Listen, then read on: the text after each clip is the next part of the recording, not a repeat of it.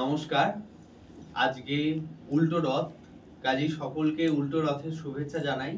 আজ রঙ্গসেনার আয়োজনে দ্বিতীয় উল্টো রথযাত্রা উৎসব।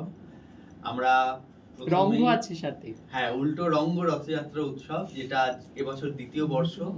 তো আজকে কিছু সাংস্কৃতিক অনুষ্ঠান রয়েছে, প্রথমে ছোট ছোট, তারপরে আমাদের দুটি নাটক রয়েছে, অবাক জলপান আমাদের ছোটদের রঙ্গসেনার, এবং তারপরে থাকবে যমুনাবতী, বড়রা মিলে করবে। তার আগে কিছু কিছু ছোট ছোট অনুষ্ঠান হবে।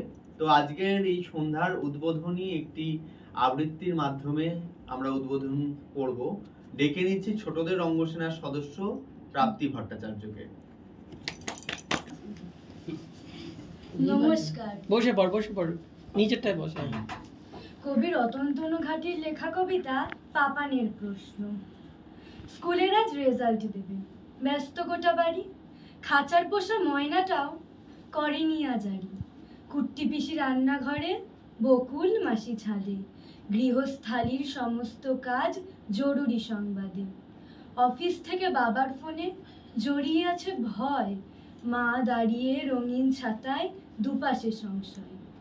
স্কুলের গেটে স্বপ্নেরা চুপ, উথাল পাতাল ঢেউ, গাছ ভর্তি বকুলেরা দেখেছে কেউ কেউ।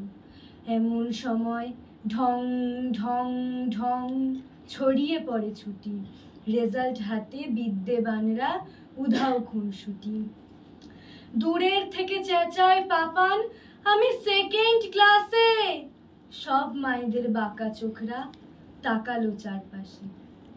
মা বললেন, ঢের হয়েছে, মুখ দেখানো ভার। ফার্স্ট কে হলো, নামটা শুনি, অঙ্কে কত তার?